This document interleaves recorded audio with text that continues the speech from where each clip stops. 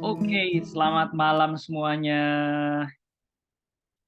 Oke, sudah join semua ya. Oke, masih dalam proses. Kita, teman, Assalamualaikum warahmatullahi wabarakatuh. Selamat malam, salam sejahtera untuk kita semua. Terima kasih teman-teman yang sudah join di webinar pada malam hari ini. Sebelumnya suara saya terdengar jelas ya, teman-teman ya. Saya mau minta info dong. Suara saya terdengar jelas, boleh sambil raise hand ya. Aman ya, teman-teman ya. Suaranya aman ya. Oke, siap. Thank you. Selamat datang saya ucapkan kepada seluruh teman-teman mahasiswa dari kampus-kampus keren yang ada di Jawa Tengah maupun di Yogyakarta. Pasti teman-teman sudah datang di sini, ada yang dari eh, UIN Sunan Kalijaga, ada dari Atma Jaya, ada dari Muhammadiyah Yogyakarta, kemudian juga ada teman-teman dari Amikom, dari UPN, dan masih banyak kampus-kampus lain yang tidak bisa saya sebutkan satu persatu. Selamat datang. Terima kasih sudah tetap aktif untuk join di webinar kita. Lalu teman-teman Bapak Ibu dosen yang kami hormati yang sudah hadir pada malam hari ini. Dan tentunya anggota P3I dari berbagai daerah yang alhamdulillah juga join malam hari ini. Dan terkhusus selamat datang kami ucapkan untuk Mas Andika Novalian. Ini pembicara kita pada malam hari ini. Nanti saya akan perkenalkan lebih lanjut. Lalu ucapan terima kasih kami ingin sampaikan kepada Kemenparekraf yang sudah mensponsori acara ini, mensiasai, kemudian juga memberikan support gitu, kemudian dari teman-teman Google maupun dari P3I Pusat dan panitia dari P3I Yogyakarta. Selamat datang sekali lagi kepada seluruh teman-teman yang baru bergabung. Kita baru di 62 peserta dan mungkin akan kita mulai saja malam hari ini. Kita akan belajar sesi ke-6 ya. Kita bicara tentang bagaimana konten yang engaging, kemudian bagaimana konten itu kita buat meningkatkan engagement di semua channel kita, dan yang paling penting juga adalah kita akan belajar bagaimana kita partnership dengan influencer sehingga brand kita itu kemudian menjadi lebih besar, lebih berpengaruh gitu ya. Jangan sampai kita asal pilih influencer lalu yang terjadi zonk. Nah, ini juga berbahaya. Saya yakin tema malam hari ini akan sangat menarik sekali karena teman-teman mahasiswa pasti pengen nih gimana ya cara bikin konten yang viral, gimana ya cara bikin konten tidak hanya viral tapi juga menghasilkan sesuatu gitu sesuai dengan goalnya gitu, bukan cuma sekedar viral tapi nggak laku gitu ya, nggak ada yang beli, nggak ada yang convert gitu, atau viral tapi cuma sebentar habis itu hilang, nggak ada yang tahu kemana gitu brandnya. Nah, malam hari ini secara spesial di pertemuan ke-6 kita akan belajar ya dari Mas Andika Novalian. Halo, selamat malam Mas Dika.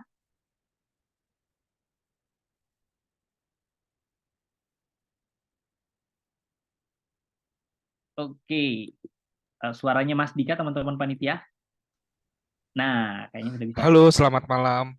Siap, Mas Dika. Teman-teman kita perkenalkan panggilannya Mas Dika, tapi nama lengkap beliau adalah Andika Novalian dari Clubstream. Ini adalah salah satu yang kerennya malam ini, beliau ini di Clubstream. Clubstream ini adalah official agency partner untuk TikTok di Indonesia. Begitu ya Mas Dika ya? Ya, betul. Dan ini adalah part dari salah satu jaringan besar agensi digital di Indonesia, itu Volare. Seperti itu ya Mas Dika ya. Ya, Nah, lebih terima lanjut kasih lagi, banyak. kira-kira apa saja yang dikerjakan oleh Mas Dika, bagaimana Mas Dika dan teman-temannya kemudian membuat strategi konten, bagaimana kemudian bekerja sama dengan influencer. Kita kayaknya nggak perlu lama-lama, waktu dan tempat silakan nih Mas Dika. Kita punya waktu kurang lebih 1 jam ke depan untuk berbagi informasi, dan kita pengen belajar banget juga dari case study yang dimiliki sama Mas Dika. Silakan Mas Dika. Oke, terima kasih banyak, Mas. Eh, Assalamualaikum warahmatullahi wabarakatuh. Selamat malam rekan-rekan. Terima kasih udah datang di sesi kita yang keenam ya.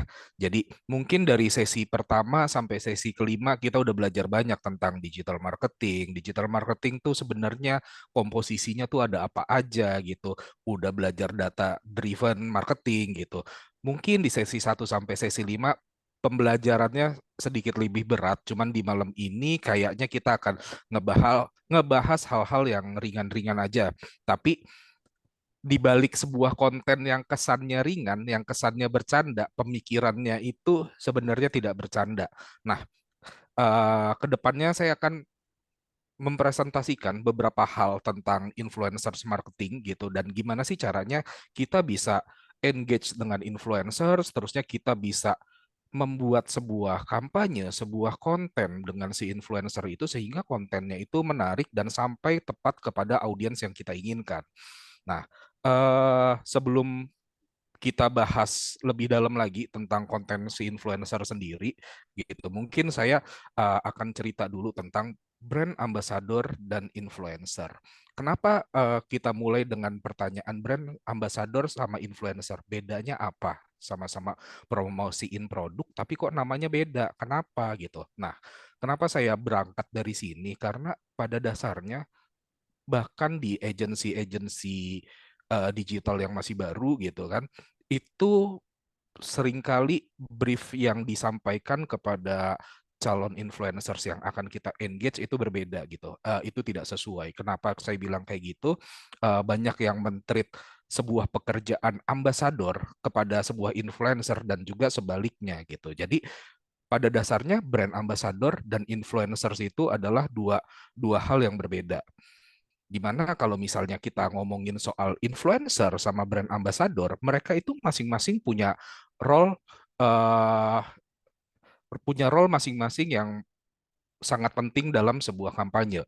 Nah, influencer sendiri itu adalah seorang persona, sebuah persona yang bisa mempengaruhi opini pasar dan perspektif audiens dengan kemitraan jangka pendek dan tidak eksklusif. Jadi tugasnya seorang influencer adalah jika teman-teman nanti ke depannya ingin membuat sebuah kampanye, kampanye ini kan ada yang sifatnya long term, ada yang sifatnya short term gitu. Campaign-campaign yang sifatnya short term mungkin kita bisa menggunakan si influencers. Tapi kalau misalnya campaign sebuah brand campaign yang sifatnya long term, yang tentang ngomongin hal-hal yang lebih dalam lagi tentang brand message dan lain-lain itu bisa menggunakan brand ambassador. Jadi ini perlu dipahamin dulu nih, influencer sama brand ambassador adalah dua hal yang berbeda.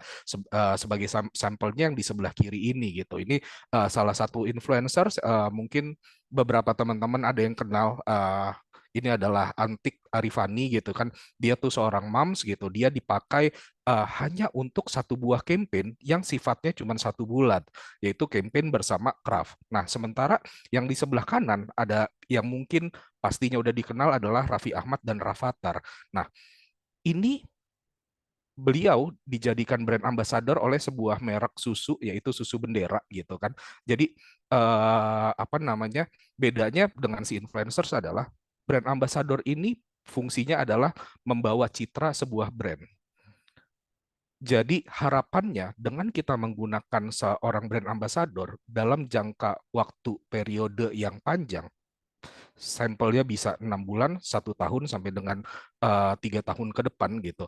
Nah, tujuannya adalah saat melihat sosok Raffi Ahmad dan Rafathar yang sangat aktif itu terasosiasi susunya Rafathar tuh apa? Oh, susu bendera gitu. Padahal kalau misalnya kita ngelihat secara segmentasinya gitu, mungkin Rafathar bisa jadi nggak minum susu bendera, cuman uh, Rafathar dan Raffi Ahmad ini sangat dekat dengan apa namanya, pasti diketahui oleh masyarakat yang banyak. That's why dipergunakan oleh susu bendera sebagai brand ambassador. Ya, berbeda dengan influencers yang di sebelah kiri. Yang di sebelah kiri itu pasti lebih spesifik gitu. Tidak semua audiens kenal dengan influencers Antik Arifadi, cuman audiens-audiens tertentu gitu. Nah, disitulah tujuannya. Saat kita memakai brand ambassador, tujuannya adalah kita mau menjangkau audiens yang besar. Kita mau menyebarkan sebuah message yang eh, tentang citra sebuah merek ke target audiens tuh yang lebih luas lagi, yang sifatnya nasional atau mungkin bahkan internasional. Sebagai sampelnya, mungkin salah satu bank di Indonesia pernah kerjasama dengan Rich Brian sebagai brand ambasadornya. Ya tujuannya apa? Tujuannya biar banknya itu bisa dikenal nggak cuma di Indonesia gitu, bahkan sampai ke internasional gitu. Nah, sementara kalau si influencer ya fokusnya cuma di satu campaign tertentu aja yang sifatnya jangka pendek. Nah, eh, untuk influencer sendiri gitu, mungkin teman-teman di sini ada yang bingung, influencers itu kategorinya seperti apa sih? Ya pada dasarnya saat memilih influencers dalam kampanye kita, kita tuh ngelihatnya berdasarkan tiers gitu. Tiers ini uh, ditentukan berdasarkan jumlah followers yang dia punya. Artinya, semakin banyak followersnya, reach-nya, jangkauannya semakin besar gitu. Jadi kita punya lima lima tiering dalam menentukan influencers. Yang pertama adalah mega influencers. Nah, ini biasanya jumlahnya itu 1 juta followers, 1 juta followers atau lebih. Nah, kemudian di bawahnya mega ada macro influencers yang 500 ribu sampai kurang dari 1 juta followers. Nah, di bawahnya lagi ada mid-tier influencers. Di sini range-nya lebih luas lagi, 50 ribu sampai hampir 500 ribu. Nah, di yang lebih kecilnya lagi ada micro influencers di 9 ribu sampai 49 ribu followers, dan nano influencers sampai dari 1.000 sampai 10 ribu followers. Nah, sebenarnya secara perbedaan apa namanya tier ini tuh apa sih gitu. Jadi kalau misal kita lihat tanda panahnya di sini, semakin ke atas kalau kita ngomongin soal reach dan awareness itu semakin besar. Mereka memiliki jangkauan yang luas, baik buat meningkatkan citra dari merek yang yang mereka bawakan dan juga mereka promosikan. Cuman secara kelemahan, bukannya bukannya berarti mereka tidak punya cons gitu. Mereka ada kelemahannya. Kelemahannya adalah apa? Biayanya udah pasti tinggi dan tidak personalisasi gitu. Jadi kalau kita mau mengengage mulai dari mid tier yang 400 ribuan sampai 1 jutaan ke atas follower, itu udah pasti biaya yang harus dikeluarkan sama brand itu tidak sedikit. Biayanya tuh pasti tinggi gitu. Dan yang jelas tidak personalisasi. Personalisasi ini penting. Pentingnya tuh apa? Kadang ada waktunya kita membutuhkan sebuah jangkauan, sebuah reach itu yang memang skalanya itu nationwide gitu, yang artinya apa, seluruh Indonesia itu harus tahu. Tapi kadang-kadang ada kampanye-kampanye yang memang difokuskan di area-area tertentu, di segmentasi audiens yang lebih sempit lagi. Misalnya saya cuma mau menjangkau ibu-ibu muda, ibu-ibu modern yang suka masak, ya tentunya yang akan dipakai personanya harus sesuai dengan kategori influencers tersebut. Nah, yang berikutnya adalah dari mid tier yang 50 ribuan ke bawah. Kalau kita ngomongin kredibilitas sama engagement, justru mereka jauh lebih baik. Kenapa? Karena biasanya konten-konten yang mereka ciptakan itu lebih personalized gitu. Artinya apa? Mereka membuat konten, mereka membuat postingan itu biasanya memang sesuai dengan uh, personanya masing-masing influencers. Artinya influencers yang hobi motor, yang hobi masak, yang hobi jalan-jalan gitu. Itu pasti ada target marketnya masing-masing dan ada personanya masing-masing. Nah, jadi kalau misalnya kita kita ngomongin secara apa namanya kapabilitas, mungkin jangkauannya ini tidak sebanyak influencers yang followersnya banyak. Dan kelemahan lainnya biasanya buat yang followersnya masih 1.000-an sampai yang di bawah 50 ribu, itu adalah masalah di koordinasi gitu. Koordinasi ini koordinasi apa gitu? Karena biasanya influencers-influencers yang baru ini kesulitannya itu, challenge ya buat kita adalah mereka belum terbiasa bekerja secara profesional, belum punya manajer yang artinya nggak ada yang bisa memanage mereka, tidak ada yang bisa mendeliver brief ke mereka. Nah, itu jadi challenge tersendiri buat kita. Nah, oleh karena itu di sini penting nih buat teman-teman mengetahui gitu kan, sebuah campaign ini mau dibawa sejauh mana sebelum kita memilih influencers yang tepat. Mau dibawa sejauh mana dan mau sepanjang apa durasinya. Baru kita tentukan influencers yang tepat, kategori yang tepat untuk campaign dan brand tersebut. Jadi apa yang jadi pertimbangannya saat kita udah tahu nih, oh kita udah dapat terima brief dari klien kita, dari brand gitu, yang selanjutnya kita jadi bahan pertimbangan adalah selain jumlah followers, ada 4 hal: matriks, reputasi, komposisi, sama relevansi. Yang pertama kita ngomongin matriks. Matriks ini adalah angka-angka yang nantinya bisa kita nilai sebagai kesuksesan kita. Nah, biasanya yang kita lihat itu adalah engagement rate sama average views dari konten yang dibuat oleh si influencer itu sendiri gitu. Jadi kenapa sih engagement rate ini penting? Karena pada dasarnya adalah sebuah konten dinilai konten itu bagus dari 2 hal. Berapa banyak yang engage atau berapa banyak yang views. Makanya di sini penting buat teman-teman tahu standarisasi engagement rate yang baik itu berapa sebelum kita tawarin ke klien kita. Yang kedua adalah kita ngomongin soal reputasi. Kita nggak mau ya yang namanya brand yang kita ajak kerjasama bersama influencer, tiba-tiba namanya jadi jelek. Kenapa? Karena influencersnya punya reputasi yang buruk gitu. Reputasi yang buruk tuh misalnya apa sih? Sentimennya tuh negatif. Dia lagi terlibat sebuah konflik, sebuah isu gitu. Itu biasanya uh, harus kita hindarin. Jadi penting buat teman-teman melakukan background check. Kira-kira nih dalam 1 tahun ke belakang jejak digitalnya itu ada yang negatif atau tidak? Atau adakah yang berpotensi membahayakan brand yang nantinya kerjasama dengan si influencer tersebut?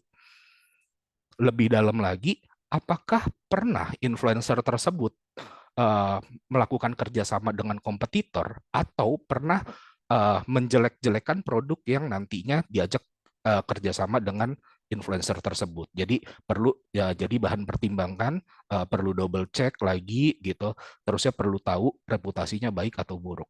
Nah, yang berikutnya adalah komposisi seperti yang tadi saya sampaikan di awal gitu. Jadi di sini nih strategi penggunaan tiering KOL itu sangat penting gitu. Kenapa? Karena ujung-ujungnya itu budget.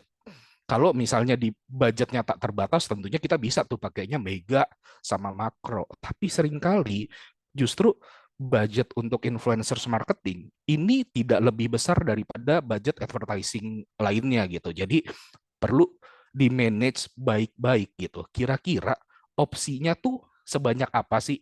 Tadi udah disampaikan juga kan, kita kan ekspektasinya konten kita mau viral. Kalau mau viral itu kontennya harus gimana? Harus berapa banyak sih yang bikin konten tersebut, bikin konten seperti itu sehingga bisa jadi viral gitu. Nah, disinilah strategi penggunaan tiring KOL perlu diperhitungkan. Budgetnya ya udah kita langsung aja pilih semuanya mega influencers, ternyata cuma dapat 3 orang 5 orang. Konten kita umurnya bisa nggak panjang, akan jauh lebih efisien kalau misalnya kita pakai tiering yang lebih kecil tapi jumlahnya banyak, sehingga campaign kita itu bisa jadi long term gitu. Jadi uh, nafas kita untuk mengeksplor konten dengan influencer itu bisa lebih panjang, bisa 1 bulan gitu, atau mungkin 1 bulan lebih gitu. Nah, yang terakhir adalah relevansi. Penting buat teman-teman memahami brand itu kalau hidup sebagai manusia, personanya kira-kira apa. Nah, baru kita cari influencer yang tepat untuk mewakili persona tersebut. Misalnya, kalau misalnya ada sebuah brand keju gitu. Nah, kira-kira yang makan keju ini tuh siapa sih? Apakah anak-anak kuliahan, apakah ibu rumah tangga gitu, atau justru anak-anak kecil gitu. Jadi mana nih influencers yang cocok untuk mewakili atau untuk membicarakan campaign dari brand tersebut. Jadi persona influencers ini macam-macam gitu. Ada yang personanya mungkin orang kantoran gitu, ada yang mungkin personanya anak motor gitu. Kita kan nggak mungkin ya kalau misalnya mau bawain brand yang quote unquote lebih feminim tapi dibawain oleh anak-anak yang sifatnya maskulin gitu. Nah, itu jadi penting juga jadi bahan pertimbangan saat kita menentukan influencers mana yang kira-kira cocok dan relevan dengan target audiens kita. Nah, habis itu kita perlu tahu juga sosial media yang digunakan gitu. Jadi tadi udah di-mention mungkin TikTok sekarang lagi rising gitu, tapi kita bukan berarti harus ninggalin sosial media lain yang udah lebih dulu eksis. Kenapa kita nggak boleh ninggalin sosial media lain yang lebih dulu eksis gitu? Karena pada dasarnya user base-nya TikTok compare sama Instagram itu jauh. TikTok Indonesia sama Instagram Indonesia secara user itu tidak sampai setengahnya user Instagram gitu. Walaupun pertumbuhannya sangat-sangat signifikan gitu. Nah, demikian juga dengan Twitter. Twitter itu kadang kita ngelihat, kita pandang sebelah mata gitu. Padahal channel ini bisa jadi sebuah kunci sukses dari strategi influencers kita. Nah, setiap channel ini punya role yang berbeda-beda. Jadi nggak mungkin konten yang ada di TikTok bisa kita bawa ke Instagram, apalagi kita bawa ke Twitter. Jadi kalau saat kita ngomongin Instagram, role-nya itu lebih ke visual. Visual ini bukan berarti gambar yang cuman sifatnya statis, tapi gambar yang sifatnya bergerak, dinamis, video, audio gitu kan. Itu juga termasuk si visual. Jadi saat kita mengarahkan influencers untuk bikin konten di Instagram, harus dipastikan kontennya itu harus inspiratif, harus punya bisa membangun koneksi antara brand dan gaya hidup audiens gitu. Jadi kira-kira kalau misalnya kita punya brand A ini cocoknya buat audiens yang gaya hidupnya seperti apa. Itu yang harus diceritakan di konten Instagram. Sementara kontennya TikTok itu lebih behind the scene. Kita nggak perlu tuh bikin konten-konten estetik buat TikTok. Nggak perlu. Kenapa? Karena audiensnya TikTok itu uh, benar-benar stay-nya itu tidak bisa lama gitu. Paling cuman maksimum 3 detik. Jadi senatural mungkin, yang penting eksplorasi kreativitasnya, memberikan tutorial yang benar gitu, yang menarik gitu. Gayanya tuh apa adanya, jadi nggak perlu dibuat-buat gitu, nggak perlu kita memaksakan seorang influencer TikTok harus bikin, kamu harus kontennya tuh harus estetik ya, kamu gaya ngomongnya tuh harus kayak gini, nggak perlu kayak gitu. Justru biarkan influencer saya itu bergerak apa adanya. Nah, sementara di Twitter, ini sangat baik kalau kita ingin membangun yang conversation, membangun percakapan tentang brand yang jadi yang kerjasama sama influencers kita. Jadi kenapa demikian? Karena Twitter itu sifatnya text based gitu. Jadi diusahakan percakapannya itu harus real time. Jadi saat kita engage sama influencers di Twitter, kita harus apa namanya di awal sampein ke dia kalau misalnya nanti ada yang engage sama konten kalian, kalian tuh harus bisa ngasih respon balik ke audiens tersebut. Tujuannya apa? Balik lagi tujuannya biar konten kita tuh viral, biar banyak yang ngomongin konten kita, banyak yang reply, banyak yang quote dan lain-lain. Dan Twitter ini sangat baik untuk menyebarkan berita gitu. Jadi apa namanya setiap sosial media ini benar-benar punya role yang berbeda-beda. Nah, kalau kita ngomongin engagement rate, karena tadi kan jadi salah satu metrik yang perlu dipertimbangin gitu. Jadi ini adalah engagement rate berdasarkan influencer yang pernah kami tanganin gitu. Jadi kurang lebih di market benchmarknya nggak akan jauh-jauh nih. Paling cuman selisih 1% gitu, paling besar gitu. Nah, biasanya kalau misalnya kita ngelihat gitu, dari nano influencers itu mungkin engagement-nya bisa 7,2%, tapi di mega influencer cuma 1,1%. Kenapa sih sebenarnya? Balik lagi, karena followers-nya itu secara jumlah tuh berbeda. Semakin sedikit, semakin banyak yang di engage gitu. Tapi kalau kita compare dengan angka followersnya, 1,1% engagement di mega influencers akan jauh lebih banyak dibandingkan engagement rate di nano influencers. Nah, angkanya ini pasti tidak akan jauh-jauh dari sini. Nah, kalau misalnya kita lihat di sini secara engagement rate itu yang perlu kita pertimbangin adalah TikTok. Jadi konten-kontennya TikTok ini mungkin audiens-audiensnya TikTok ini jauh lebih bisa melakukan engagement. Engagement itu apa sih teman-teman? Engagement itu nge-like konten, ninggalin komen, nge-share konten, nge-save konten, itu adalah yang dimasukkan sebagai engagement rate. Nah, cara ngitungnya engagement rate ini adalah berapa banyak rata-rata engagement yang terjadi dibandingkan dengan jumlah followersnya influencer. Jadi itu nanti hasilnya dihitung berdasarkan persentase. Nah, ini penting buat teman-teman ngeliat gitu kan. Kalau misalnya dalam komposisi influencers yang kita kita pakai gitu, ternyata total engagement rate-nya tidak sampai di 5% gitu, let's say gitu. Nah, itu berarti harus dikalkulasi ulang, harus dicari ulang personanya. Oh, kita mau campaign di Instagram, tapi di Instagram tidak sampai 5% nih hasil engagement rate-nya kita. Nanti kenapa kenapa itu harus dihitung ulang dari awal? Karena ke depannya itu akan jadi PR buat kita buat ngejar engagement yang baik dengan si influencer tersebut. Nah, kita masuk ke yang berikutnya adalah gimana sih caranya biar konten dari influencers yang kita tanganin itu menarik. Karena banyak nih teman-teman sebenarnya komplain, bukan komplain sih, feedback dari brand. Udah bayar influencer mahal-mahal, tapi engagementnya nggak ada, nggak sesuai nih dengan engagement rate yang kamu tulis tadi di awal gitu. Itu salahnya di mana sih? Nah, salahnya adalah bisa jadi influencers yang kita pilih itu tidak tidak sesuai dengan persona dari produk atau target audiens yang kita sasar. Itu nomor satu. Yang kedua adalah bisa jadi kontennya itu memang tidak semenarik apa namanya, tidak menarik sehingga tidak menciptakan engagement. Makanya di sini biasanya kalau para KOL spesialis itu benar-benar kerjaannya teman-teman setiap hari cuman buka TikTok, buka Instagram, buka Twitter.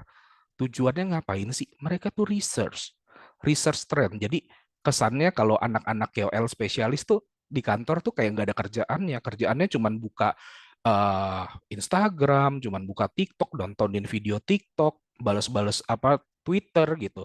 Nah, padahal di balik itu mereka tuh di situ sedang melakukan riset. Riset apa? Riset pasar, riset market gitu. Jadi kira-kira influencers mana sih yang lagi ngetrend, yang tiba-tiba naik, kita kan nggak pernah tahu ya, yang tiba-tiba ada yang namanya Fajar Set Boy. Itu nggak pernah ada tuh di dalam radar tuh. Sampai akhirnya si Fajar Set Boy menciptakan sebuah konten yang kontennya begitu viral gitu. Nah, berdatangan tuh endorsement, ajakan kerjasama gitu. Nah, ini tugasnya para KOL spesialis untuk melihat kira-kira influencers mana yang potensinya bagus dan bisa riding trend. Nah, itu yang dilakukan oleh para KOL spesialis. Nah, buat bikin sebuah konten influencers menarik, yang perlu diperhatikan itu adalah briefnya harus jelas. Pastikan influencers yang kamu engage, yang kamu ajak kerjasama, itu paham product knowledge-nya.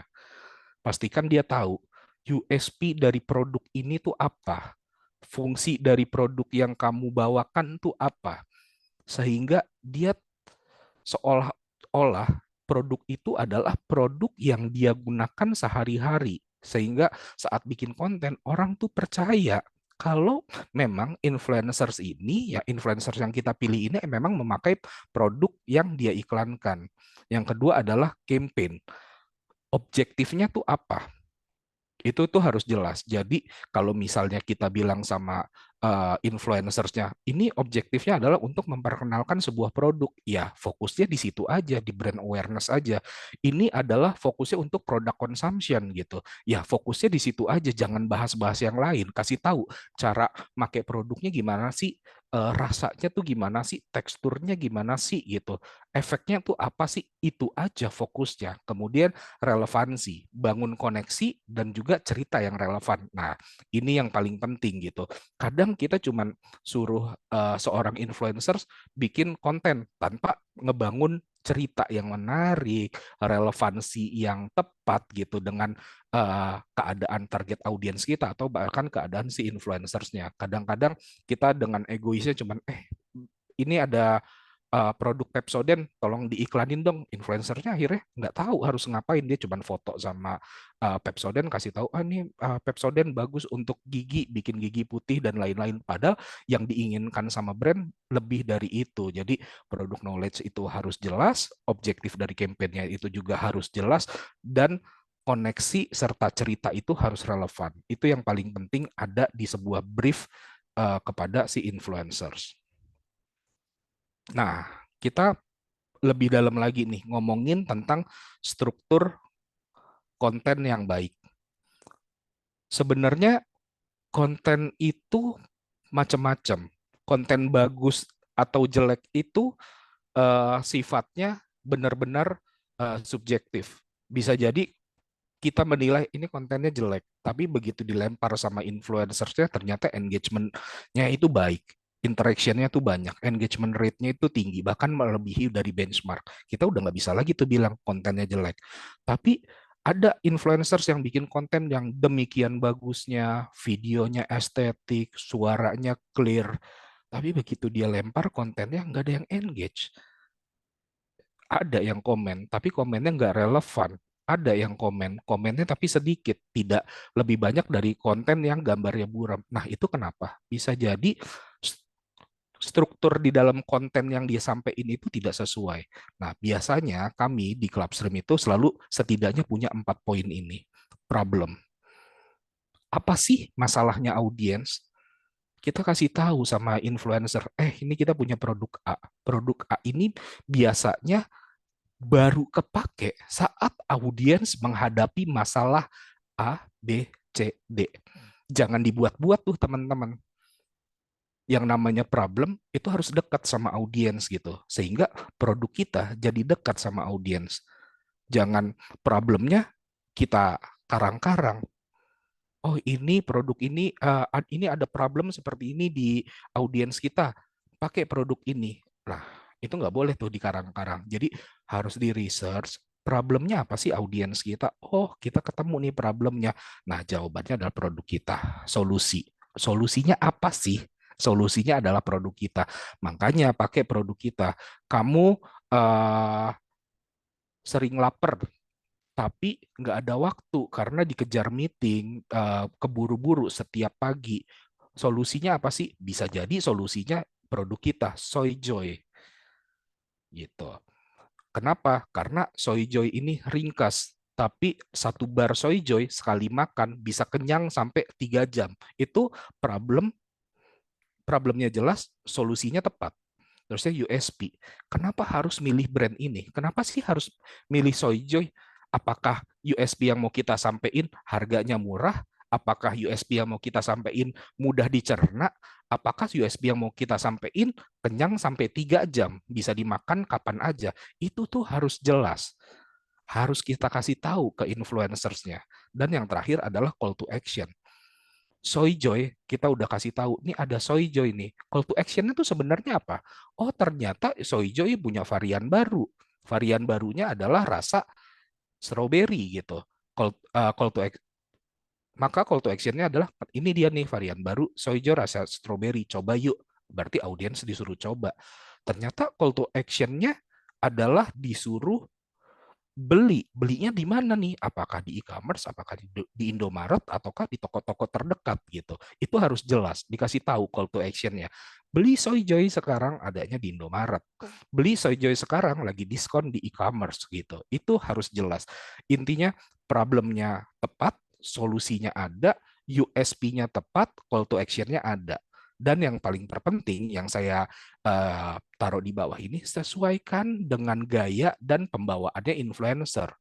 Kalau influencersnya emang biasanya bikin konten marah-marah, jangan kita suruh nangis-nangis gitu. Kalau influencersnya biasanya bikin konten-konten yang bercanda, yang ngelawak gitu. Terus kita suruh bikin konten yang serius, ya kontennya nggak akan terbang, nggak akan flight gitu. Di situ-situ aja engagementnya nggak baik, reach-nya nggak optimal, views-nya juga nggak maksimal. Jadi setidaknya 4 poin ini teman-teman harus sampaikan ke influencers saat dia membuat draft konten, bikin storytelling, itu tuh harus ada 4 poin ini. Nah, sekarang kita akan masuk kita akan lihat sebuah konten. Apakah di konten ini punya keempat poin yang tadi saya sampaikan? 1 tahun lalu, aku pernah share proses aku pasang vinil tanpa lem ini alias lantai SPC.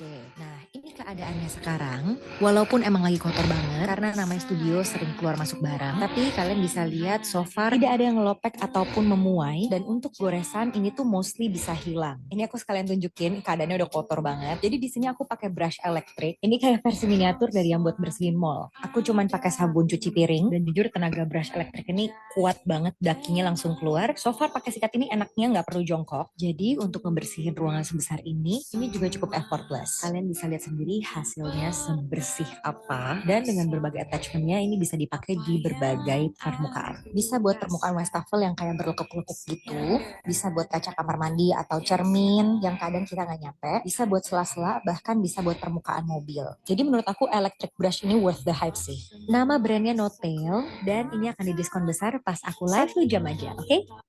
Ya, jadi itu konten yang dibuat oleh Natasha Surya. Konten itu kalau saya tidak salah sekarang viewsnya itu di 400 ribuan. Yang komen itu 1000-an. Yang engage itu 1000-an, bahkan puluhan ribu gitu.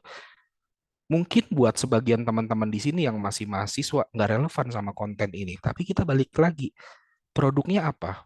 Produknya adalah sikat elektrik gitu. Yang mana audiensnya tuh siapa sih? Audiensnya ibu-ibu.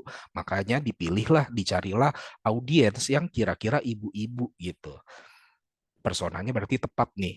Nah, terus ibu-ibunya tuh yang kayak gimana? Apakah ibu-ibu yang di rumahnya masih nyapu pakai sapu manual apa atau bahkan ibu-ibu yang udah modern? Nah, itu juga harus bisa diidentifikasi sama teman-teman sebelum memilih influencers yang tepat. Jadi pastiin persona influencers yang kita pilih itu sesuai atau mewakili target audiens yang memang kita sasar. Nah, tadi kan kita udah bahas ya, dalam struktur sebuah konten kita setidaknya harus punya 4 hal. Problem, solution, USP, sama call to action. Nah, tadi kita udah nonton videonya. Sebenarnya di video itu menyampaikan apa sih? 1 tahun lalu aku pernah share proses aku. Ya, kita ngomongin soal relevansi dulu. Ceritanya relevan mengenai keseharian influencer.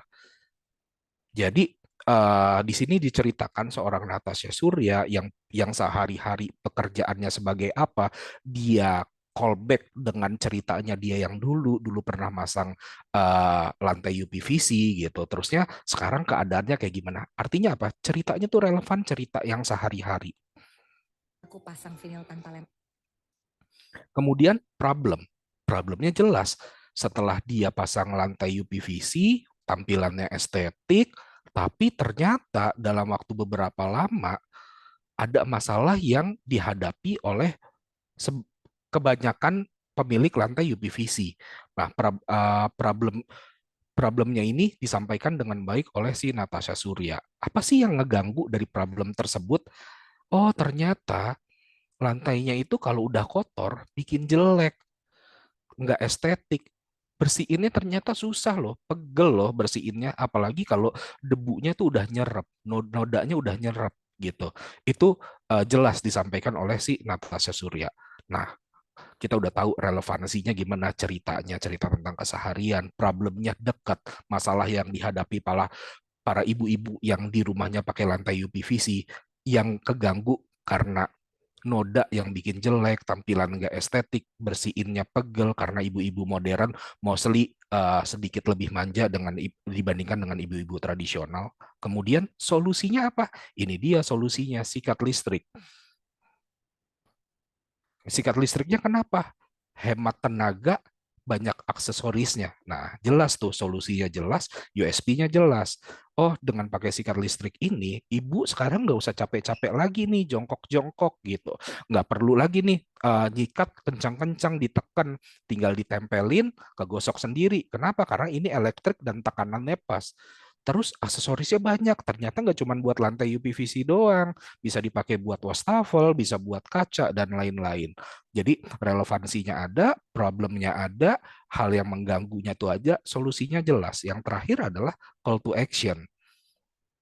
Yang diharapkan sama audiens setelah nonton kontennya si KOL ini tuh apa sih? Beli. Nah, makanya dikasih tahu kalau nanti ada promo pas lagi dia live gitu. Jadi sampai di sini jelas ya teman-teman ya. Dalam kalau misalnya kita bikin konten sama influencer, setidaknya kita punya hal-hal yang tertulis di sini. Ceritanya itu harus relevan, problemnya itu harus ada. Problem tidak boleh dibuat-buat, harus dekat dengan keseharian target audiens kita. Dan kalau kita punya problem seperti itu, apa sih yang ngeganggu audiensnya kita, baru kita kasih solusinya dan kita kasih call to action-nya. Oke, nah yang berikutnya mungkin saya akan ngomongin yang namanya case study. Jadi ini ada satu buah case study dari brand namanya Puk. Eh, aku nggak tahu nih kalau misalnya teman-teman di Jogja tahu atau enggak, karena kayaknya produknya memang belum nationwide. Tapi apa sih yang dikerjain? Jadi Puk ini adalah keju oles. Challenge-nya adalah produknya baru di launching. Kalau kita ngomongin sekarang mungkin umurnya udah 1 tahun, tapi saat kampanyenya dibuat, produknya ini benar-benar baru di launching. Instagramnya baru dibuat, gitu. Produknya baru, nggak familiar orang-orang sama Puk ini. Nggak tahu ini barang apa gitu. Cara makainya gimana, rasanya gimana, efeknya apa sih kalau kalau kita pakaiin Puk ini. Nah, itu jadi challenge buat agency. Nah, setelah kita tahu challenge-nya, kita bikin strategi. Strateginya tuh apa? Kita jawab dari challenge yang diberikan sama si produk baru ini. Jadi gimana caranya kita bisa menciptakan familiarity gitu. Artinya apa? Gimana caranya nih biar produk ini familiar nih sama audience, biar produk ini dilihat nih sama audience, dan juga conversation. Kenapa di sini strateginya harus conversation? Karena kalau nggak ada yang ngomongin di sosmed, orang-orang tuh jadi nggak tahu kalau ada produk baru namanya Puk cream cheese gitu. Nah, jadi apa yang dilakukan? Yang dilakukan adalah dalam beberapa fase. Fase pertama, produknya baru, nggak ada yang kenal. Ya, maka dari itu harus dikenalin. Kenapa? Karena tak kenal maka tak sayang gitu. Produknya ada di apa namanya minimarket, ada mungkin di modern trade, di supermarket, tapi dilewatin aja sama orang-orang. Kita bikin orang-orangnya notice. Dimulai dari percakapan di Twitter, diinisiat oleh seorang influencer yang ngasih tahu, dari kemarin penasaran banget nih sama produk ini, banyak dilihat di etalase. Akhirnya dia nyobain gitu. Ternyata enak. Itu di postingan yang pertama. Responnya bagus gitu. Banyak yang retweet, banyak yang nge-quote, yang nge-likes, dan nge-bookmark kontennya beliau. Habis itu dia bikin lagi konten berikutnya. Iseng googling. Ternyata Puknya dari Timur Tengah. Kita kasih tahu, Puk ini tuh sebenarnya apa, asalnya dari mana? Oh, dari Timur Tengah. Pasti halal gitu. Dan ternyata dimakan pakai kurma enak gitu. Kenapa di sini kurma? Karena momennya itu dekat-dekat dengan puasa dan juga Lebaran gitu. Jadi hal yang dekat itu tuh apa sih? Oh, karena kita lagi puasa maka banyak kurma. Akhirnya dibikinlah apa namanya nyobain Puk pakai kurma. Ternyata enak. Akhirnya apa? Banyak yang ke-trigger, banyak yang akhirnya nyari ke toko gitu. Di sini juga KOL-nya ngasih tahu kalau Puk ini bisa didapetin di mana dan harganya berapa dan promonya berapa gitu. Itu dikasih tahu di fase 1. Jadi intinya di awal-awal kita harus ngenalin dulu produknya gitu. Jadi objektifnya tuh harus jelas. Kenalin nih produknya, bukan nyuruh orang beli, bukan nyuruh orang ngerasain apa namanya bisa dipakai buat ABCD, tapi kenali dulu. Kita kasih tahu dulu harganya berapa, formatnya seperti apa. Oh, formatnya keju oles gitu kan. Cara makainya di mana, teksturnya gimana, rasanya gimana, itu dikenalin dulu. Oh, ini produknya kayak gini, bisa didapat di mana. Setelah orang-orang kenal, yang berikutnya adalah coba input sama yang lain. Tadi kan kita udah bilang ya, kita di awal diperkenalkan nih, puk cocok nih buat makan kurma.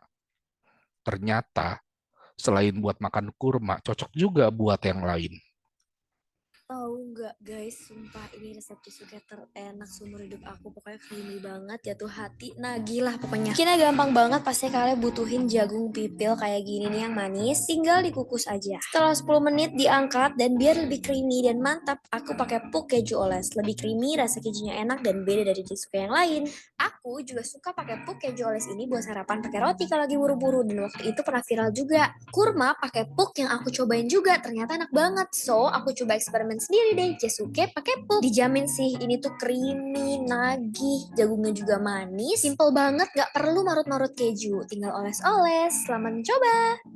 Ya, jadi di sini disampaikan secara jelas gitu. Puk ini bisa bikin makanan apapun jadi enak. Contohnya adalah Jasuke. Dia mengajarkan orang untuk mengeksplorasi makanan dengan menggunakan puk gitu.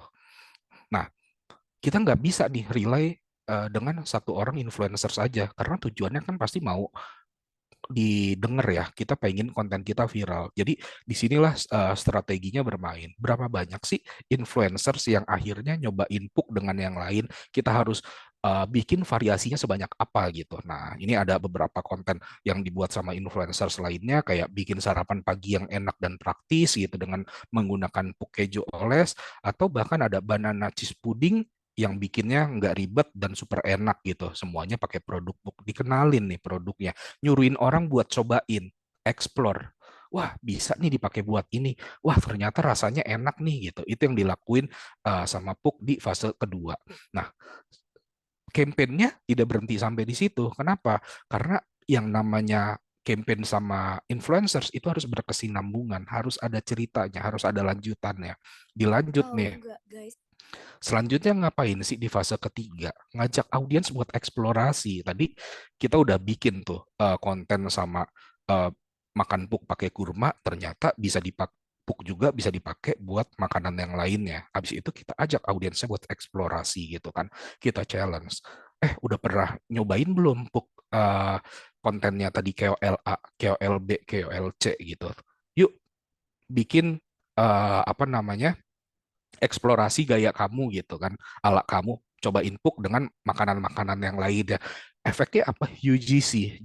Jadi banyak audiens yang akhirnya bikin konten uh, makanan, nyobain makanan pakai puk gitu yang di tag ke brand puknya gitu. Jadi dari sini kita bisa ngelihat impact-nya dari menciptakan sebuah conversation,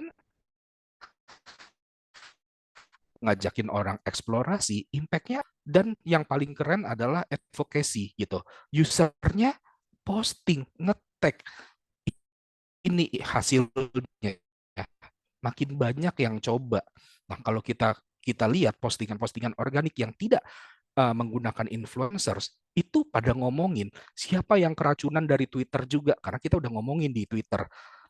Sarapan keju praktis pakai puk keju gitu. Lagi suka banget stok puk keju oles di rumah. Dan yang di sini hack keju puk selain buat Jasuke. Padahal kita udah bikin konten sama influencers, kontennya Jasuke. Ternyata audiens nyoba puk buat hal yang lain gitu. Nah, di sini kita bisa menilai sebuah campaign itu berhasil. Conversation-nya ada, ngebangun dengan baik, terusnya call to action-nya ada KOL yang ngajak audiens buat explore yang lainnya gitu. Dan advokasinya tuh ada. Jadi audiens tuh udah mulai ikutan untuk bikin-bikin konten tentang si Puk ini. Nah, kalau misalnya mau kita bedah, sebenarnya strateginya itu gitu gimana sih teman-teman? Jadi ini strategi yang dilakuin oleh Puk gitu. Jadi biasanya kita kalau mau bikin sebuah strategi sama influencer, saya nyebutnya ini namanya strategic house gitu kan. Fondasinya dulu harus sudah jelas. Fondasinya tuh apa sih? Komposisi KOL. KOL yang mau kita pilih tuh komposisinya gimana? Habis itu channelnya kita mau pakai apa? Mulainya dari mana dulu? Mulainya dari TikTok dulu, dari Twitter dulu, atau dari Instagram dulu? Objektif dari pesan yang ingin disampaikan itu tuh sama. di semua KOL, jelas. Nah, udah punya fondasinya, jelas, kita pilih nih KOL-nya, setiap tiersnya. Starternya dari siapa? Oh, dari mid-tier KOL yang followersnya 50.000 sampai 500.000 gitu. Nah, apa namanya, tujuannya apa? Buat semua orang tahu kalau ada produk PUK di minimarket. Udah kita starter tuh KOL-nya tadi, bikin konten, ngasih tahu ada produk PUK di Indomaret, di Giant gitu kan, terus ya bisa dicocol pakai kurma. Habis itu kita trigger, sama masih pakai mid-tier gitu kan. Kita nge-trigger audience untuk tahu gimana sih rasa sama teksturnya. Bikin tuh tadi konten-konten sama apa namanya, sama influencers, bikin jagung jasuke gitu pakai puk gitu, dikasih tahu rasanya enak, teksturnya creamy. Habis itu kita inspire, kita pakai makro influencers. Beri tujuannya adalah memberikan inspirasi eksplorasi menu harian pakai puk. Nah, jadi kalau misal teman-teman tadi lihat gitu, menunya itu harus menu-menu yang dekat, yang emang sehari-hari. Karena tujuannya apa? Biar orang familiar dulu sama PUK. Jadi nggak usah dibatasin gitu. Walaupun brandnya tuh bilang, saya maunya produknya ini relevan sama breakfast gitu. Itu mungkin nanti. Ceritanya itu cerita nanti. Di fase awal yang orang harus tahu dulu itu adalah kenal dulu sama produknya PUK.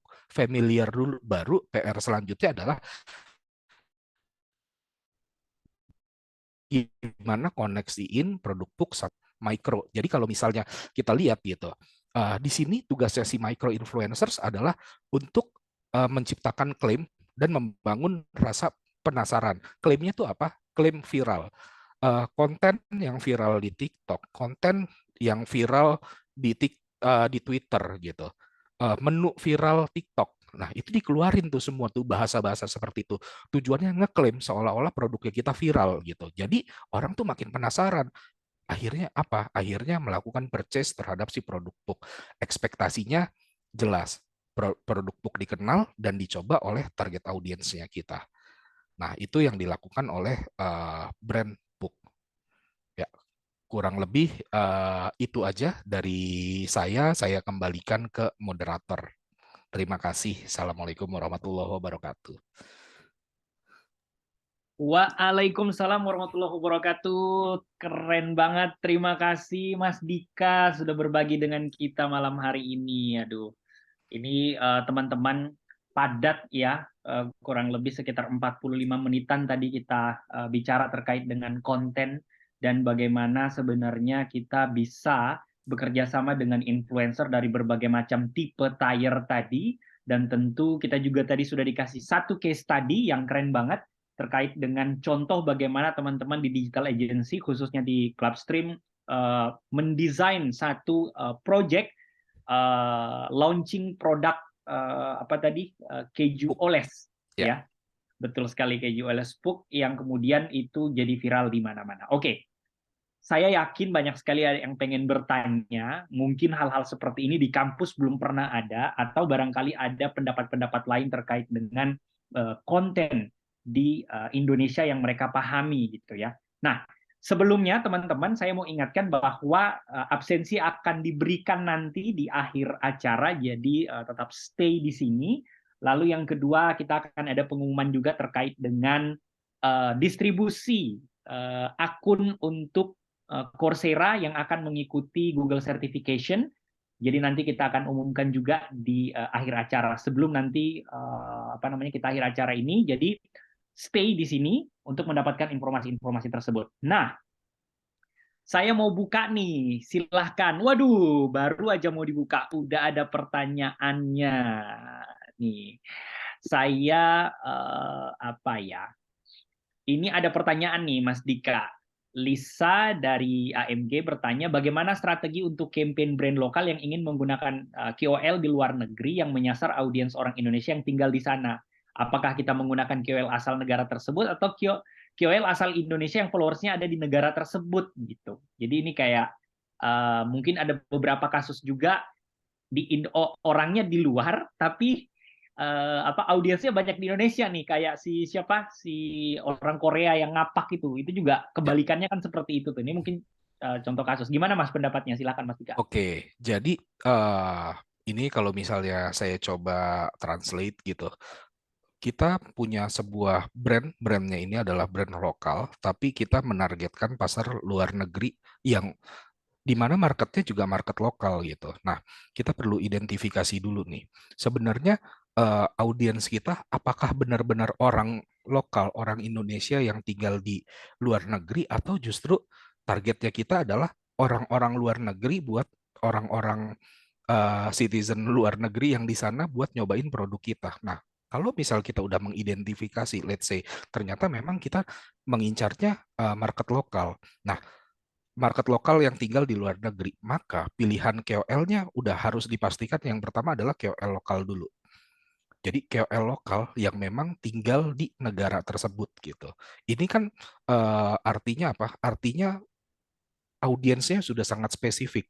Jadi perlu perlu banget tuh yang namanya hyperlokal. Kayak yang tadi saya bilang di atas tuh, kita mungkin punya tier KOL tuh dari mega sampai nano. Cuman kalau misal kita pakai mega KOL, reach-nya itu akan besar, tapi terlalu uh, audiensnya itu terlalu apa ya? Terlalu lebar gitu, tidak spesifik. Bisa jadi audiens yang kita sasar tuh nggak ada tuh atau cuman sedikit di situ. Makanya kita perlu yang namanya hyperlokal. Kita perlu punya koneksi sama kira-kira KOL lokal yang tinggal di negara tersebut siapa dan bisa mempromosikan produk kita seperti apa. Nah, jadi jawabannya adalah yang pertama harus dilakuin adalah kita harus memperkenalkan dulu sama orang lokal yang tinggal di negara tersebut yang nantinya akan menggunakan produk kita. Kenapa demikian? Karena market kita adalah market orang lokal gitu. Jadi kalau misalnya let's say kita mau menyasar pasar Australia gitu, produk yang kita tawarin adalah rendang gitu. Rendang Indonesia buat diimport ke Australia gitu, yang bentuknya kalengan misalnya. Nah, orang Australia kan nggak makan rendang Indonesia gitu. Yang makan adalah orang Indonesia sendiri, maka dipilih dulu KOL-nya adalah KOL Indonesia yang memang punya kedekatan dengan negara tersebut. Artinya emang pernah tinggal di sana, sedang tinggal di sana, atau memang warga Indonesia yang sudah jadi warga negara Australia di sana. Gitu kurang lebih. Oke, siap. Terima kasih Mas Dika untuk jawabannya. Teman-teman silakan mau bertanya boleh raise hand, kita akan izinkan untuk Oke, pertanyaannya. Nah, ini bagi yang pengen bertanya di kolom chat juga boleh. Nah, menyambung dulu sambil menunggu pertanyaan dari teman-teman, baik itu dari kampus maupun dari anggota P3I maupun dari teman-teman dosen. Satu hal yang menarik Mas Dika terkait dengan bagaimana penggunaan influencer di Indonesia gitu ya. Ada memang satu brand, mungkin kita sebut saja namanya, waktu itu fenomenanya Scarlett itu di mana-mana gitu. Hampir semua, kayaknya tidak pernah dalam satu hari itu kita tidak bertemu dengan dengan satu influencer, baik itu tire-nya yang nano sampai yang levelnya mikro tuh kayaknya semuanya dia masuk gitu. Apakah memang ada brand-brand tertentu itu yang dia udah sikat semua gitu? Yang penting kita fokusnya awareness dulu gitu. ya. Adakah yang seperti itu atau memang ya udah sebenarnya semua influencer ini bergerak dengan direction masing-masing gitu? Ya, jadi sebenarnya ini balik lagi dari objektif brand yang ingin disampaikan gitu. Jadi saat Scarlett keluar gitu, ini kan produk lokal gitu, harganya murah. Nah, bergeraknya tuh harus mulai dari mana? Harus mulai dari pasar-pasar yang murah dulu nih. Nano-nano influencers dulu, micro influencers. Itu mereka mulai dari influencers yang kecil-kecil, nyobain produknya, kasih testimonial, kasih rekomendasi gitu. Sebenarnya program kerjasama sama influencers ini banyak sekali gitu. Ada yang memang influencersnya cuma dibayar, ada yang memang influencersnya dibayar plus dikasih produk, ada juga yang memang influencersnya dibayar, dikasih produk, dan dikasih referral gitu. Nah, gimana caranya si Scarlett ini bisa menggunakan influencers yang kecil-kecil kemudian dikasih referral gitu. Jadi influencers yang kecil-kecil ini mengajak teman-temannya yang mungkin sesama influencers atau sesama target marketnya untuk merekomendasikan produk si Scarlett itu. Jadi semuanya mulai dari yang kecil-kecil dulu. Jadi skalanya tuh eskalasi tuh bentuknya. Yang kecil-kecil udah banyak, habis itu naik tuh influencers yang lebih besar sampai yang terakhir brand ambassador ya dari Korea. Nah, jadi apa namanya, penetrasi marketnya dibalik, bukan dari yang Oke. gede dulu baru yang kecil, tapi dari yang kecil dulu sampai yang gede. Jadi dibikin familiar dulu, orang Mm-mm. punya asosiasi kalau produk Scarlett itu produknya murah tapi bagus. Nah, setelah udah dibilang produknya murah tapi bagus, gimana sih biar orang-orang percaya gitu kan, apa namanya, menggunakan produk Scarlett? Karena kalau kita lihat yang make nih, mohon maaf, mungkin kalangannya BC gitu. Nah, dia pakailah Ya. apa namanya, brand ambassador dari Korea gitu untuk naikin strata dari brandnya tersebut, kurang lebih kayak gitu. Oke. Mas Dika, ini di apa namanya, kolom chat ternyata udah banyak yang antri nih Mas. Dari Lucky Fitriani ini bicara tentang cat tembok Mas. Gimana sih sebenarnya kalau ada produk-produk tertentu yang ternyata itu tuh bukan barang yang dikonsumsi sehari-hari gitu. Lalu bagaimana kemudian kita bisa memilih KOL-nya gitu? Oke, Apalagi brand catnya tidak familiar gitu. oke. Jadi kita perlu tahu lagi nih, tadi yang saya bilang kategori si influencersnya gitu, persona influencersnya. Jadi cat tembok kita harus tahu dulu nih, cat tembok ini sebenarnya produknya seperti apa, USP-nya seperti apa. Nah, kita udah tahu nih, USP-nya adalah A, B, C. Yang pantas membicarakan USP tersebut itu siapa? Apakah arsitek? Apakah desainer interior? Atau justru pelaku industri? Jadi mungkin saya sedikit cerita. Kalau misalnya teman-teman pernah tahu brand Taco, Taco itu mungkin kita sebagai end user itu nggak tahu Taco. Tapi kalau misalnya kita udah punya rumah, beli furniture gitu, custom furniture, secara nggak langsung kita tuh bersentuhan dengan produk Taco. Jadi Taco itu adalah pelapis apa namanya, furniture gitu. Jadi yang bagian teratasnya furniture yang bentuknya kayu, yang bentuknya laminasi yang putih, warna-warni itu pakai Taco sheet gitu. Nah, dia tidak mengedukasi penggunaan Taco itu kepada end user. Kenapa? Karena end user itu nggak tahu. Jadi dia pakainya arsitek, desainer interior, dan tukang. Jadi community asosiasi pertukangan Indonesia yang memang apa namanya, biasa punya in touch langsung ke klien itu yang diedukasi. Influencersnya ke arah sana gitu, menarget ke sana gitu. Jadi si arsitek memberikan edukasi kepada para tukang di Indonesia, desainer interior juga kepada para tukang di Indonesia gitu, kepada asosiasi atau community builder di Indonesia. Nah, ini sebenarnya secara logika, secara perjalanannya itu mirip sama yang ditanyakan oleh Lucky Fitriani. Kalau kita punya cat tembok, pilihan KOL-nya baiknya seperti apa? Karena iya, cat tembok itu nggak dipakai setiap hari. Maka yang harus ngerekomendasiin, satu, arsitek, dua, desainer interior. Nah, kita udah punya nih, arsiteknya siapa sih yang tepat, desainer interiornya siapa sih yang tepat, apakah arsiteknya justru arsitek yang high-end atau arsitek-arsitek rumahan. Desainer interiornya apakah yang punya firma gede atau memang yang independen. Itu yang harus disesuaikan dengan apa namanya, skala dari brand kita. Udah Baik. dikasih edukasi, diperkenalkan, baru kita kita cari user yang memang udah menggunakan produk tersebut. Kita bisa dapat dari mana nih Mas usernya yang udah make produk, saya ambil contoh misalnya Dulux gitu. Nah, arsitek-arsitek tadi atau desainer interior tadi tentunya punya project dan sudah merekomendasikan produk tersebut. Jadi kita endorse mereka untuk merekomendasikan produk tersebut, dipakai di proyeknya konsumen, konsumennya kita minta ngomong, beri testimonial. Nah, itu biasanya seperti itu. Siap. Mas Dika, ini banyak banget pertanyaan di bawah. Sebelum saya kemudian akan bertanya lagi, mengarahkan pertanyaan ke Mas Asep yang bicara tentang viral, kita ada teman dari Universitas Pembangunan Nasional, UPN.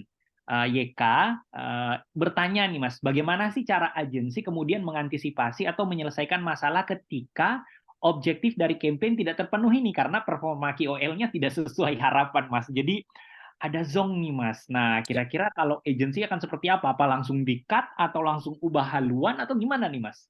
ya. Jadi biasanya kita pasti punya yang namanya plan B. Kita punya backup plan gitu. Jadi eh kan kalau di sini yang jadi problem adalah KPI kita, objektif yang kita sasar di awal tidak sampai. Artinya apa?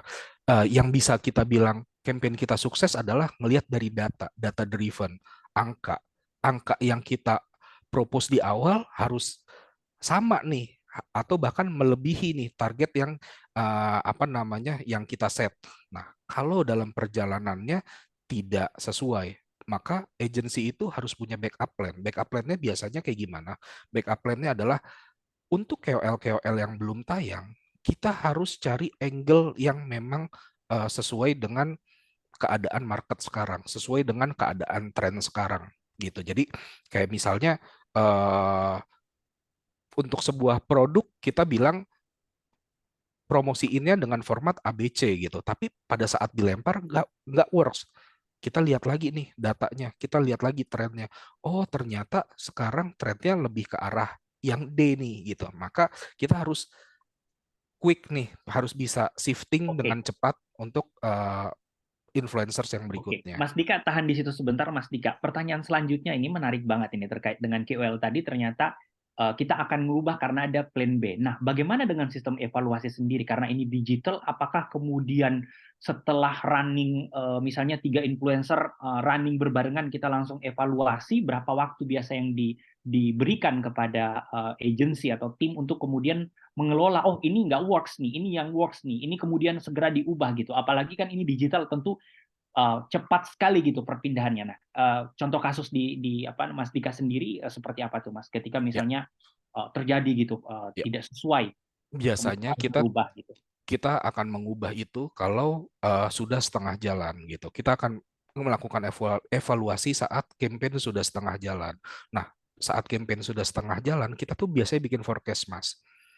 Baik. Saat kita punya kuota influencers tuh 10, sudah jalan 5. Kita lihat forecast-nya dari 5 ini ternyata sudah setengahnya KPI, maka setengahnya lagi pasti achieve KPI. Tapi kalau misalnya under, kita harus segera kasih tahu sama brandnya. Kita harus segera identifikasi kenapa influencersnya bisa under. Kalau Hmm, misalnya kita masih pakai metode yang sama, skema konten yang sama buat influencers yang nanti akan posting, maka harus segera kemudian kita antisipasi untuk oh, diganti. ada kemungkinan kemudian tidak perform ya Mas ya, karena Betul. sebenarnya dari data Ya. yang 5 sudah tidak. Oke, ada pertanyaan lagi nih dari Aan gitu ya terkait dengan apakah sebenarnya viral itu ada rumusnya Mas. Kemudian bagaimana membuat konten sebenarnya menjadi viral. Dan pertanyaan tambahan dari saya sebenarnya viral itu apa gitu. Ya, Apakah ada ukuran viral? Ini mungkin yang jadi justru isu menarik Mas ya. ya. Sebelum kita sebut apakah apa namanya ada rumus membuat viral, mungkin pertanyaan saya justru saya tambahkan di sini. Makasih Mas Aan sudah bertanya. Sebenarnya viral itu apa sih? Apa ukuran disebut Ya, viral gitu. ya, Lalu di sini juga dia bilang bagaimana apakah virality itu bisa didesain gitu. Silakan Mas. ya. Oke, jadi benar tadi pertanyaannya adalah sebenarnya yang dinamain viral itu tuh apa gitu.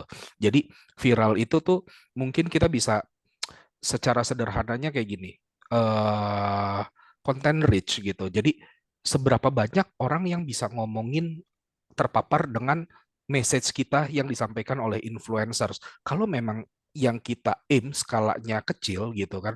Misalnya nih tadi saya bikin Puk bikin konten tentang makanan Jasuke Puk gitu. Itu aim-nya tuh ke siapa? Aim-nya tuh ke ibu-ibu.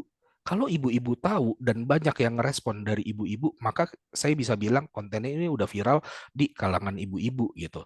Nah, terus tadi yang bisa kita bilang ini kontennya sudah berhasil di target market tersebut dari mana? Dari planning influencers yang memang kita mau kerjain gitu. Tadi kan saya bilang ada matrix yang namanya engagement rate sama average views. Average Nah, view ya.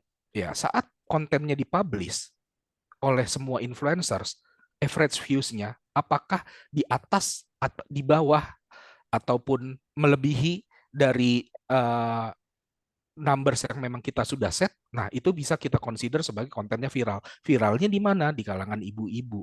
Tapi kalau misal kita ngomonginnya yang nationwide gitu kan, tentunya Oke. kontennya jadi nggak viral gitu. Nah, connect nih sama Berarti tahan dulu pertanyaan Mas. kedua. Tahan Mas. Berarti saya mau perjelas gini karena ini biar adik-adik kemudian tidak salah paham gitu bahwa oh viral itu loh sok kok gue nggak tahu, gue di Sumatera nggak ngerti padahal Ya, sebenarnya brand ini misalnya brand lokal yang ada di wilayah Jawa. It means betul. kalau brand lokal di wilayah Jawa dan dia ibu-ibu dan kemudian secara metriknya terpenuhi sebenarnya itu sudah bisa disebut viral walaupun belum sampai ke Aceh begitu ya Mas ya. Betul, Oke, sip. betul. Lanjut Mas tadi, bagaimana Ah, kemudian apakah itu bisa didesain? ya, jadi kalau ditanya viral itu ada rumusnya nggak sih? Viral itu tuh nggak ada rumusnya. Jadi kalau misalnya kita bilang konten kita itu bakal rame, itu belum tentu juga. Tapi setidaknya learning yang kita punya menangani beberapa campaign, menangani beberapa influencers, kita udah punya tuh rumusannya seperti yang tadi saya sampaikan di awal. Setidaknya kita punya 4 poin itu gitu. Itu otomatis konten kita views-nya, reach-nya akan jauh lebih banyak. Nah, viral ini sebenarnya bisa kita desain seperti yang tadi dilakukan sama Puk gitu. Jadi kita melakukan klaim sebelum kontennya beneran viral. Jadi kita bilang yang kemarin rame di Twitter, yang kemarin rame di TikTok, sehingga apa? Orang tuh penasaran, nyari gitu. Nah, kalau kita sudah bisa men-trigger rasa penasaran orang, kita sudah bisa men-trigger orang sampai nge-search, nantinya orang tersebut akan terpapar terus tuh sama keyword-keyword yang tadinya dia tulisin konten Jasuke Puk menu viral Puk gitu. Mereka sudah nyari tuh keyword-keyword tersebut. Uh, Maka kita sudah berhasil mendesain campaign kita, konten kita untuk jadi viral gitu. Baik. Eh, Teman-teman sudah dijawab oleh Mas Dika tadi sebenarnya virality itu apa sih? Jadi jangan kemudian ketika kita mengerjakan projectnya sebenarnya untuk brand lokalnya di wilayah Jawa gitu ya, cuman ada di Jateng DIY. Lalu kemudian kliennya bilang ini nggak viral nih, kenapa? Karena kebetulan kliennya ada tinggal apa namanya dia jalan-jalan ke Aceh, kemudian dia tanya gitu, kenal brand saya nggak di sini? Ternyata dia nggak kenal. Nah itu bukan berarti tidak viral, tapi memang sebenarnya KPI-nya nggak nyampe di sana targetnya gitu ya, tapi memang untuk di wilayah Jateng DIY atau misalnya di segmen tertentu. Tadi sudah Betul, dijelaskan dengan detail sama Mas Dika, betul, bagaimana kemudian metriknya, apakah itu reach, kemudian average view gitu kan. betul, Itu yang kemudian menjadi patokan apakah konten itu bisa disebut viral atau tidak. Lalu juga apakah dia bisa desain? Tentu bisa didesain. Tadi juga sudah dikasih satu contoh kasus yang keren banget nih. Nah, teman-teman ada pertanyaan lagi? Kita sudah kurang lebih 23, ada 7 menit lagi waktu ya. Ada 7 menit lagi waktu untuk teman-teman silakan bertanya gitu. Nah, sebelum ada pertanyaan tambahan ya dari ini saya pengen bertanya nih Mas sebelum meminta closing statement dari Mas Dika. Mas Dika, ada tren beberapa waktu terakhir gitu. Bagaimana kemudian maaf kata saya sebut ada Cimehong yang kemudian dia dengan gaya kontennya yang dia tidak peduli gitu ya berapa yang nonton tapi dia setiap hari posting. Saya pelajari gitu. Setiap hari dia posting tidak pernah absen gitu. Lalu kemudian ada orang-orang tertentu yang dia tidak perlu tidak perlu uh, posting setiap hari gitu ya. Nah, yang pertanyaannya adalah apakah kemudian jenis konten itu atau justru yang dibutuhkan konsistensi sebenarnya kalau misalnya kita bicara influencer nih. Ada influencer yang kemudian dia naik, ada influencer yang ya sekali datang habis itu dia hilang gitu, Mas. Nah, ya, kalau dari sudut pandangnya Mas Dika sendiri, ini agak jauh kita tarik ke belakang obrolannya, bahwa mungkin di sini teman-teman ada yang mau jadi influencer ya. Apakah yang dibutuhkan, yang penting adalah kemudian satu konten gitu, dibikin betul-betul bagus, tapi kemudian waktu tayangnya ya mungkin ya kita baru bisa posting konten 1 bulan 1 kali gitu. Dengan seseorang yang dia terus gitu, konsisten gitu, dia terus ya. ada setiap hari, atau mungkin 1 minggu 3-4 kali. Nah, ini kan antara quality dengan quantity dan Ya. konsistensi. Kalau dari sudut pandangnya Mas Dika sendiri seperti apa? Oke, jadi sebenarnya mana sih yang lebih penting, quality atau quantity gitu kan? Konsistensi atau justru tadi tuh yang penting kualitasnya. Nah, sebenarnya bisa saya jawab di sini. Yang penting itu nomor satu adalah quantity dulu. Kalau misal kita jadi influencer, konsistensi dulu. Konsistensi dulu. Saat konsistensinya sudah terpenuhi, kita bangun kualitasnya. Gitu. Oke. Jadi bukan berarti apa namanya, saya ngepost konten seminggu sekali gitu. Itu udah konsisten menurut saya gitu. 1 minggu sekali udah pasti kontennya ada. Saya ngepostnya setiap hari dan kualitasnya nggak penting, nggak juga gitu. Itu memang konsistensinya dia adalah setiap hari. Jadi saya ambil contoh tadi mungkin ada Cimehong nih yang setiap hari. Cimehong baru apa ya istilahnya, ini influencers yang baru dikenal saat pandemi gitu, jual tanah kuburan, jual makanan yang harganya nggak masuk akal misalnya kayak begitu. Itu yang dilakuin adalah ya dia emang cari panggung, makanya perlu konsisten. Tapi ada influencer lain yang mungkin nggak pernah posting, tapi sekalinya posting jadi banyak yang views, banyak yang nonton, banyak yang engage. Siapa? Sampelnya Agung Hapsah. Agung Hapsah nggak pernah posting, bahkan nggak punya sosial media lain, nggak punya Instagram, nggak punya TikTok, adanya cuma YouTube. Tapi sekali posting YouTube, 1 malam 100.000, 1 minggu 1 juta, bahkan dalam beberapa hari dia bisa reach views-nya sampai 1 juta. Dan apakah jadi Agung Hapsah itu baik? Belum tentu gitu. Karena di awal karirnya Agung Hapsah pun melakukan yang namanya konsistensi gitu. Dia ngepost seminggu sekali, naik durasinya. Habis itu dia tingkatin kualitasnya, dia keluarin, kasih tahu. Jadi saat orang udah terpapar sama kontennya dia kasih kualitas yang lebih baik, dia eskalasi kualitasnya, boom, dia berhenti gitu. Bikin konten lagi, orang nunggu-nunggu gitu. Jadi secara strategi kalau teman-teman mau jadi influencers, nomor satu konsistensi dulu. Jadi pastikan diri kalian tuh bisa konsisten upload, apakah setiap hari, apakah seminggu sekali, apakah seminggu 2 kali. Habis itu baru kita ngelakuin review, riset gitu kan. Oh, konten-konten yang tadi saya spread hasilnya tuh kayak gimana sih? Mana yang bagus, mana yang tidak? Yang direspon pasar mana, yang tidak direspon pasar mana. Next-nya adalah kita buat lagi apa yang direspon pasar dengan kualitas yang lebih baik gitu. Baik, ini mungkin juga bisa jadi salah satu keyword bagi teman-teman yang tertarik untuk menjadi influencer, mulai aja dulu gitu ya secara konsisten, kemudian baru kita pikirkan kualitinya. Oke, Mas Dika, kita ternyata sudah berada di penghujung waktu. Terima kasih sekali buat malam hari ini. Saya juga sangat tercerahkan nih dari materinya Mas Dika. Minimal tadi beberapa hal sudah saya tangkap, tapi saya juga mencatat dan insya Allah juga materi ini akan diberikan ke kita dan ke teman-teman. Nah, Mas Dika, apa nih closing statement sendiri dari Mas Dika terkait dengan bagaimana konten dan influencer yang Mas Dika mungkin bisa jadi strong point gitu di malam hari ini untuk closing statement yang bisa dikasih ke kita. Silakan Mas Dika. Oke, jadi buat teman-teman yang baru akan memulai karirnya bukan sebagai influencers ya, sebagai orang yang mendevelop campaign sama influencers, yang paling penting harus kalian lakuin tuh adalah riset, pahami tren, ketahui marketnya. Karena yang namanya influencers itu kayak yang tadi udah disampaikan, ada influencers yang umurnya panjang, tapi ada juga yang one hit wonder. Nah, sebisa mungkin kalian itu harus terus terpapar dengan tren, dengan nama-nama influencers yang baru, atau dengan nama-nama influencer yang istilahnya evergreen, yang setiap dari tahun ke tahun namanya selalu kedengaran, walaupun jarang posting, tidak konsisten posting, tapi juga tidak boleh menutup diri sama nama-nama baru yang sedang rising. Kurang lebih itu seperti itu. Intinya adalah research pasar dan selalu catch up sama new trend. Kurang lebih gitu sih, Mas. Oke, terima kasih Mas Dika, terima kasih banyak. Teman-teman yang tadi kesulitan melakukan absensi, silahkan dicoba lagi, absensinya sudah bisa dibuka. Tadi memang absensinya bermasalah, tapi baru saja diperbaiki. Saat ini sudah menerima respon, silahkan.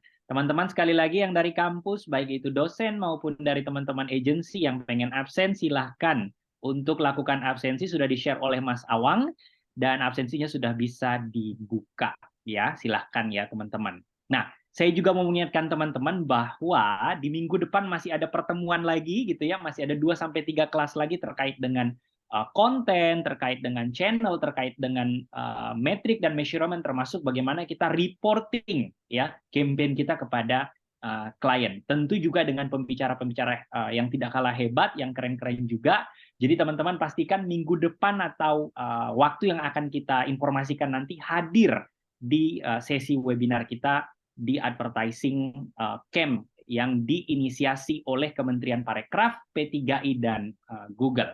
Baik, untuk teman-teman yang sudah absensi, terima kasih untuk yang sudah datang. Terima kasih juga saya ucapkan kepada seluruh sponsor acara ini. Sekali lagi Kementerian Pariwisata dan Ekonomi Kreatif, lalu dari Google dan P3I Pusat, dan khususnya ke Mas Andika yang malam hari ini sudah share banyak banget ilmu untuk kita dan untuk teman-teman semuanya. Terima kasih banyak Mas. Kita pamit undur diri teman-teman, dan untuk Bapak Ibu dosen sekali lagi, untuk Bapak Ibu dosen kita akan bertemu di link yang berbeda setelah session ini untuk membahas terkait dengan distribusi akses ke Coursera untuk teman-teman mahasiswa ya. Untuk mendapatkan sertifikasi Google kita akan menggunakan link yang berbeda. Jadi silakan live nanti dari sini dan kemudian kita akan masuk ke link yang baru. Saya Rizal Kasim dari P3I Yogyakarta pamit undur diri. Terima kasih Mas Dika untuk waktu dan semua ilmunya. Tuhan yang bisa Sama-sama, membalas terima kebaikan Mas kasih. Dika malam hari ini. Terima kasih untuk P3I, Google, dan Kementerian Pariwisata serta Ekonomi Kreatif. Kami pamit undur diri. Assalamualaikum warahmatullahi wabarakatuh. Selamat malam. Waalaikumsalam warahmatullahi